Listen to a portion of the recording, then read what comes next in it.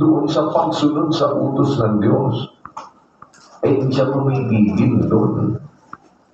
Walang matwid sa lupa na gumagawa ng mabuti at hindi nagkakasala.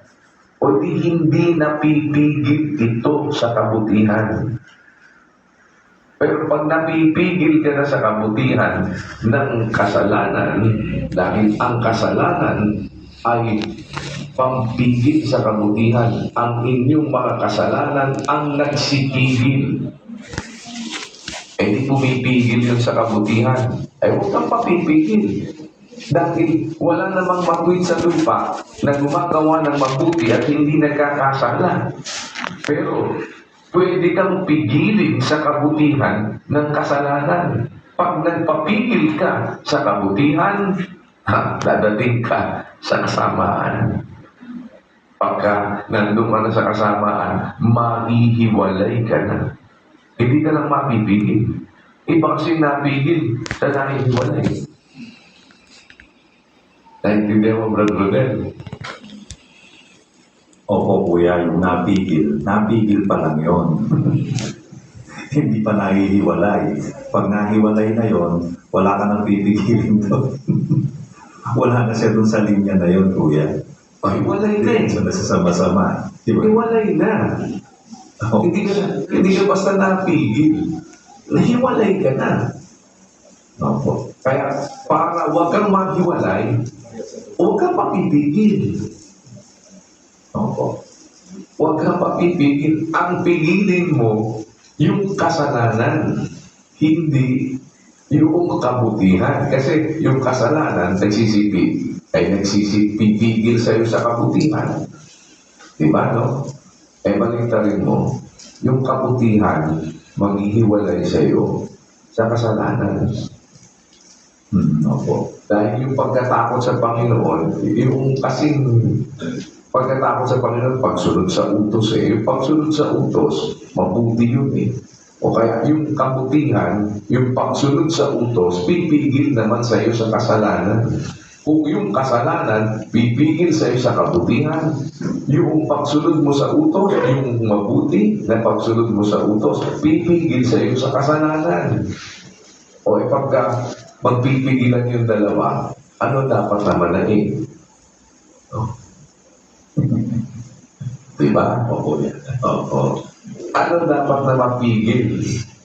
Dapat ang mapigil yung kasalanan. Paano? Sumunod ka sa utos. Di mabuti. Yung kabutihan, pipigil yun sa kasalanan.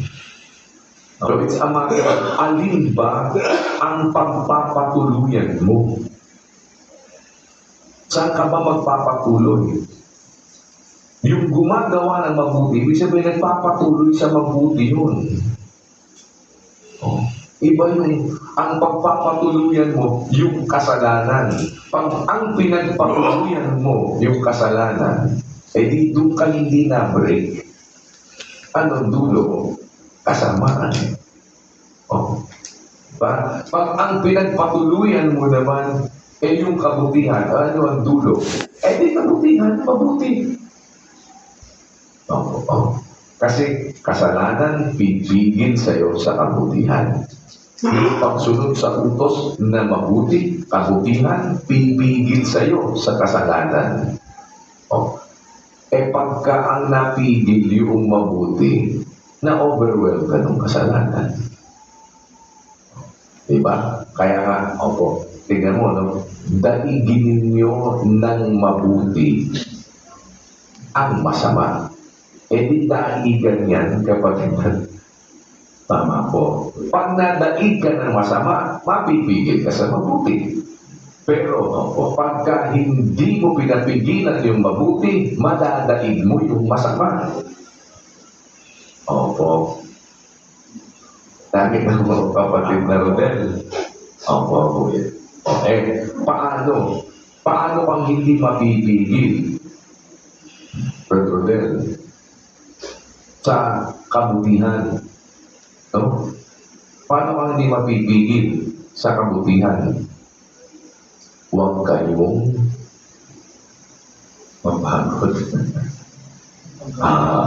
Kita mo, no? Huwag kayong mga pagod sa paggawa ng mabuti. O, diba? Opo. Ngunit mga kapatid, 3:13 ng Thessalonика, huwag kayong mga pagod sa paggawa ng mabuti. Kasi pag napagod ka sa paggawa ng mabuti, ano ang mangyayari, kapatid na Rodel? Ay mapipigil ka po sa mabuti, kuya. Ay, napagod ka na eh. Exactly, napagod ka na eh. Oh, tama po. Eh ngayon, tanong, kapatid na Rodel, ano ba ang isang susi para wag tayo mapagod sa paggawa ng mabuti?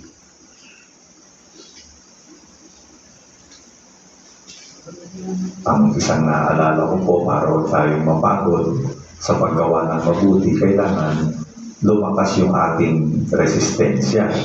Eto, Po ay sa pamamagitan. eto, hindi basta ganun lang, ano, yan.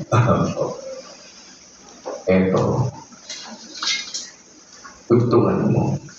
Kaya, hindi kami naninimagon. Bagamat ang aming pagkataong labas ay pahina, ngunit ang aming pagkataong loob ay lumalakas sa araw-araw. Wow. Ayan, kapatid na Rodel, ano? Opo. Paano hindi manghihimagod? Pansinin mo, basahin na natin ang 4 ng 2 Korinto. Kaya nga, hindi kami nanghihimagod. Bagamat ang aming pagkataong labas ay pangina. Given ito, kapatid na Rodel, ano? Opo. Ano isang given? Habang tayo tumatanda, talagang pahina na. Buti nga si Brad Joseph, tumutubo pa buti. Talagang nagtatrabaho pa sa pila diba? Pero totoo yun. Pag nakalimutan magpahit ng sabila, kapatid na Joseph, magtutuloy-tuloy na yan. No? Pero kahit nasabi mo pa, lumago pa ang buhok mo ulit, hihina pa rin ang katawan mo. Pahina ang pagkataong labas. Hindi mo pwedeng i-deny yun. Hindi natin pwedeng i-deny yun, Brad Joseph, Brad Rodel. As time goes by, bawat araw, no? Araw-araw, humihina ang ating pagkataong labas. Opo, araw-araw. Pero, ngunit ang aming pagkataong loob ay lumalakas sa araw-araw. Ay, hindi kami nanghihimagod. O hindi ano sagot? Tingnan mo huwag kayo mapagod sa paggawa ng mabuti. Paano tayo hindi mapapagod sa paggawa ng mabuti? Kaya nga hindi kami nanghihimagod. Kahit na pahina yung pagkataong labas, ngunit ang aming pagkataong loob, lumalakas sa araw-araw. Paano tayo hindi manghihimagod? Kung yung ating pagkataong loob ay lumalakas sa araw-araw, hindi ka manghihimagod, kapatid na Diyos. Opo, yan. Tama po. Diba? And that will bring us to another topic. Diba? Pero nandun na yung susi. Ang susi, kasi para hindi tayo mapagod sa paggawa ng mabuti, dapat yung pagkataong loob natin lumalakas sa araw-araw. Ngayon, meron ka ng basic na alam paano yung pagkataong loob lumalakas sa araw-araw. Pero there is something inside it. Diba? Bakit? Wait, there's more. Oh, hindi ba? Kasi, pero, may sagot ka na. Paano tayo hindi manghihimagod? Brad Rodel, paano tayo hindi mapapagod sa paggawa ng mabuti? Kasi yung pagkataong labas natin humihina eh. Para hindi tayo mapagod sa paggawa ng mabuti, dapat lumalakas araw-araw yung ating pagkataong loob. At mayroong nakapaloob dun. May nakapaloob dun. Ayan. Doon tayo ngayon mag-aral. Pero meron ka ng susi para hindi tayo mahiwalay doon sa kabutihan. Dapat huwag tayong mapigil ng kasalanan. Dapat madaig ng mabuti yung masama para magpatuloy tayo sa kabutihan. Para mangyari yun, dapat yung pagkataong loob natin, Brad Rodel, dapat yung pagkataong loob natin lumalakas sa araw-araw. Hindi nagde-develop yun dapat. Kaya, hindi ka dapat mapigil. Hindi ka dapat mapigil. Hindi dapat na manaig yung kasalanan para mapigil ka sa kabutihan. Dahil dadating ka sa pagkahiwalay sa kabutihan. Para huwag ka mahiwalay sa kabutihan, dapat yung kabutihan hindi mapigil. Para naman hindi ka mapigil sa kabutihan, dapat huwag kang mapagod. Yun ang magkakatotoo. Pag napagod ka, natural, mapipigil ka na. Pagod ka na eh. Diba? Ngayon, para naman hindi ka mapagod, dapat yung pagkataong loob lumalakas araw-araw. Hindi ka mapipigil sa kabutihan. Ngayon, ang tanong, yun ang ating pag-aaralan kung loobin ng Diyos sa ating pagkakatipon. Makita natin, pero may sagot ka na, Brad Rodel. Hindi tayo dapat mapigil ng kasalanan sa kabutihan. Dapat mapigil ang kasalanan ng kabutihan. Hindi tayo dapat maihiwalay sa kabutihan. Para hindi tayo maihiwalay, dapat magpatuloy tayo. Para tayo makapagpatuloy, dapat hindi tayo mapagod. Para naman tayo hindi mapagod, dapat lumalakas ang ating pagkataong loob sa araw-araw. Yan. Kaya nanggaling tayo ngayon doon sa lahat ng bagay dapat gumagawa magkakalakip, hindi ka mapigil. Dapat lahat ng bagay nagkakalakip na gumagawa sa ikapagpapatuloy mo. Hindi sa ikapipigil mo sa kabutihan, sa ikapagpapatuloy mo sa kabutihan, sa pagsunod mo sa Diyos.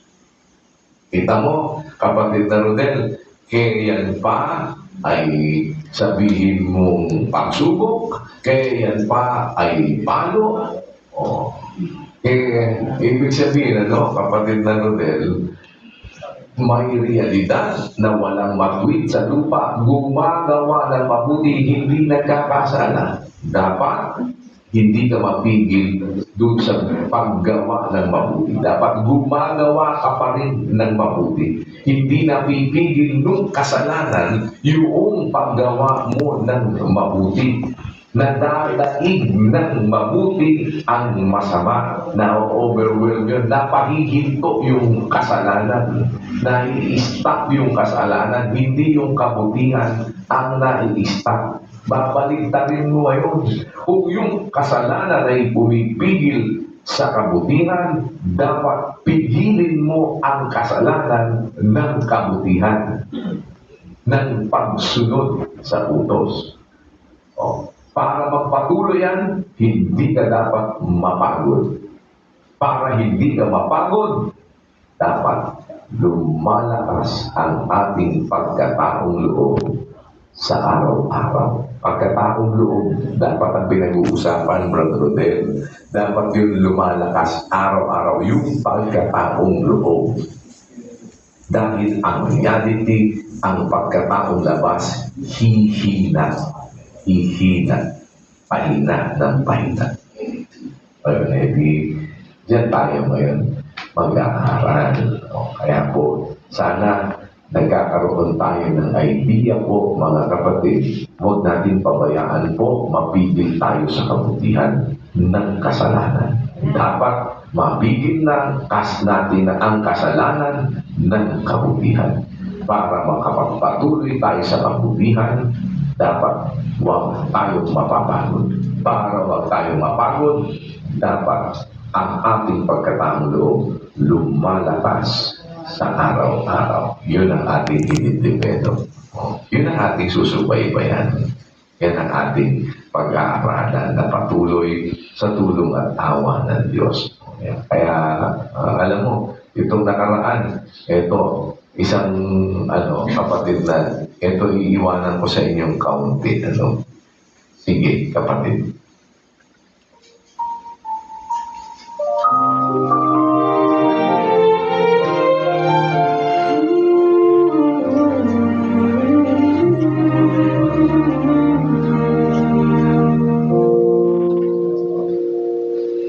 Isang bagong umaga, isang bagong pag-asa, sa bawat pagmulat, itong mga mata, lumipas na ang damag, muling nagising ka, laging nagpasalamat sa ating Diyos Ama.